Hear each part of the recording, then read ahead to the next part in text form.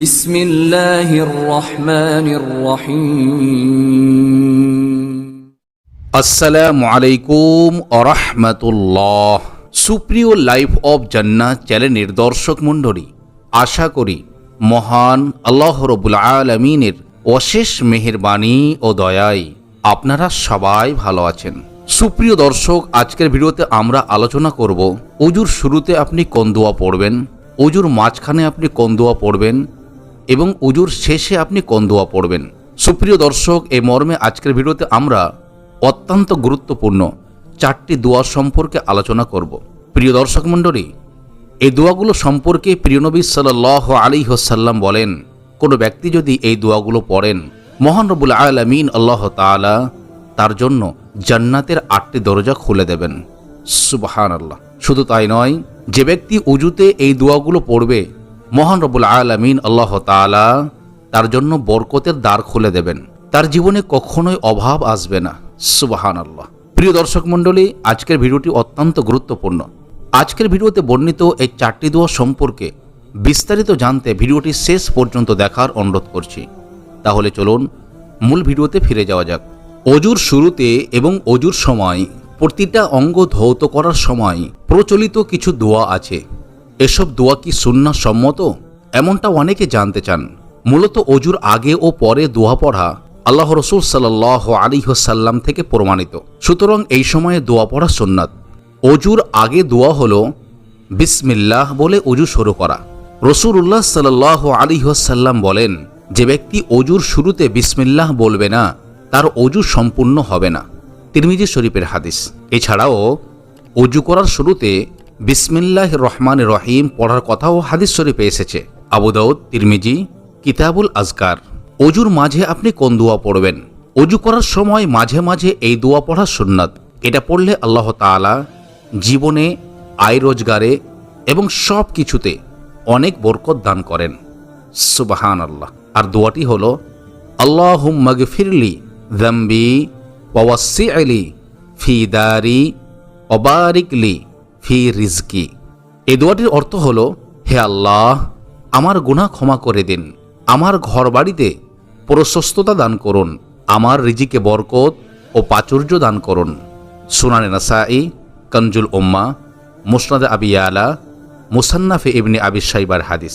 সুপ্রিয় দর্শক, এখন আমরা জানব ওজুর শেষে আপনি কোন দোয়া পড়বেন। হাদিস শরীফে আছে যে ওজুর শেষে কলেমায়ে শাহাদাত পড়বে।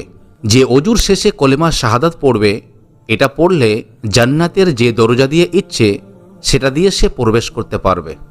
সুবহানাল্লাহ। অর্থাৎ অজুর শেষে যে ব্যক্তি এই দোয়া পড়বেন, ওই ব্যক্তির জন্য আল্লাহ তাআলা জান্নাতের সব দরজা খুলে দেবেন। সুবহানাল্লাহ। আর দোয়াটি হলো আশহাদু আল্লা ইলাহা ইল্লাল্লাহ ওয়াহদাহু লা শারীকা লাহ ওয়া আশহাদু আন্না মুহাম্মাদান আবদুহু ওয়া রাসূলুহু। এই দোয়াটির অর্থ হচ্ছে, আমি সাক্ষ্য দিচ্ছি যে আল্লাহ ছাড়া কোনো ইলাহা নেই এবং আমি আরও সাক্ষ্য দিচ্ছি যে মুহাম্মদ সাল্লাল্লাহু আলাইহি ওয়াসাল্লাম আল্লাহ তাআলার বান্দা ও রাসূল। এই হাদিস খানা বর্ণিত হয়েছে সুনানে নাসাই কুবরা, সুনানে আবি দাউদ, সুনানে দারিমি, সহিহ মুসলিম ও কানজুল উম্মার হাদিস। সুপ্রিয় দর্শক, অনেকে দেখা যায় অজু শেষ করার পরে আকাশের দিকে আঙ্গুল তুলে এই দোয়াটি পড়তে থাকে।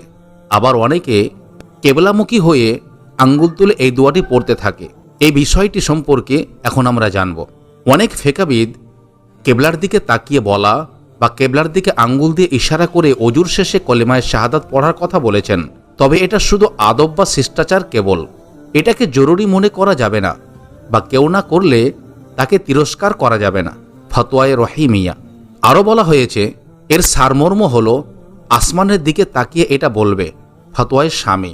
ফিকহের কিতাব বাদাইউস সানাইতে আছে, অজু করার পর কেবলার দিকে হয়ে কলেমায়ে শাহাদাত পড়বে। সুপ্রিয় দর্শক, এছাড়াও অজুর শেষে পড়ার জন্য হাদিস শরীফে আরও অনেক দোয়ার কথা বর্ণিত হয়েছে। সব হাদিসগুলোর দোয়াকে একত্রিত করে আপনি এই দোয়াটি পড়তে পারেন। যেমন, আপনি অজু শেষ করেছেন, তারপরে আপনি পড়বেন আশহাদু আল্লা ইলাহা ইল্লাল্লাহ ওয়াহদাহু লা শারীকা লাহ ওয়া আশহাদু আন্না মুহাম্মাদান আবদুহু ওয়া রাসূলুহু।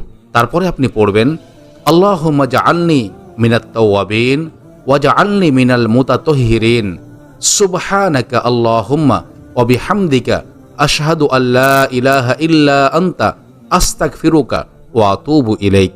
এই দোয়াগুলির অর্থ হচ্ছে, আমি সাক্ষ্য দিচ্ছি যে আল্লাহ ছাড়া কোনো মাবুদ নেই, তিনি এক, তার কোনো শরিক নেই। আমি আরও সাক্ষ্য দিচ্ছি যে মুহাম্মদ সাল্লাল্লাহু আলাইহি ওয়াসাল্লাম তার বান্দা ও রসুল। হে আল্লাহ, আমাকে তওবাকারীদের ও পবিত্রতা অর্জনকারীদের অন্তর্ভুক্ত করুন। মহাপবিত্র আপনি, হে আল্লাহ, আপনার প্রশংসার সাথে আমি সাক্ষ্য দিচ্ছি যে আপনি ব্যতীত কোনো উপাস্য নেই। আমি আপনার নিকটে ক্ষমা প্রার্থনা করছি এবং আপনার দিকেই ফিরে যাচ্ছি, অর্থাৎ তওবা করছি। মুসলিম ও তিরমিজি শরীফের হাদিস।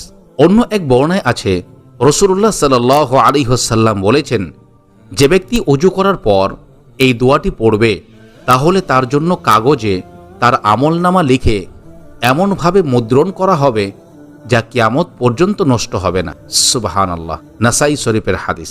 আর দোয়াটি হলো, সুবহানাকা আল্লাহুম্মা ওয়া বিহামদিকা আশহাদু আল্লা ইলাহা ইল্লা আনতা আস্তাগফিরুকা ওয়া আতুবু ইলাইক।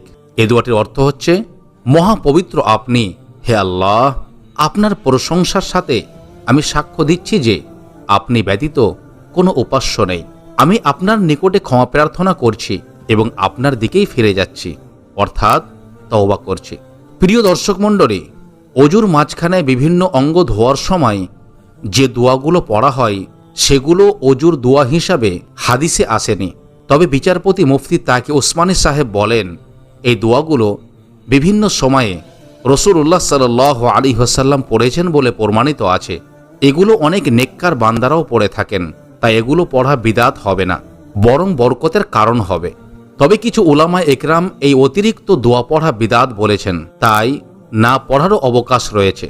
আর দোয়াগুলো হলো, কিছু পরিচালিত বইয়ে অজুর শুরুতে একটি দোয়া লেখা আছে, যেমন বিসমিল্লাহিল আলিয়্যিল আযীম আলহামদুলিল্লাহি আলা দীনিল ইসলাম আল ইসলামু হাক্কুন ওয়াল কুফরু বাতিলুন আল ইসলামু নূরুন ওয়াল কুফরু জুলমাতুন।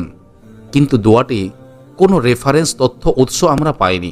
সুপ্রিয় দর্শক মণ্ডলী, আশা করি আপনারা বুঝতে পেরেছেন উজুর শুরুতে, উজুর মাঝে এবং উজুর শেষে আপনি কোন দোয়াগুলো পড়বেন, এবং এর ফজিলত সম্পর্কেও আশা করি আপনারা ভালোভাবে বুঝতে পেরেছেন।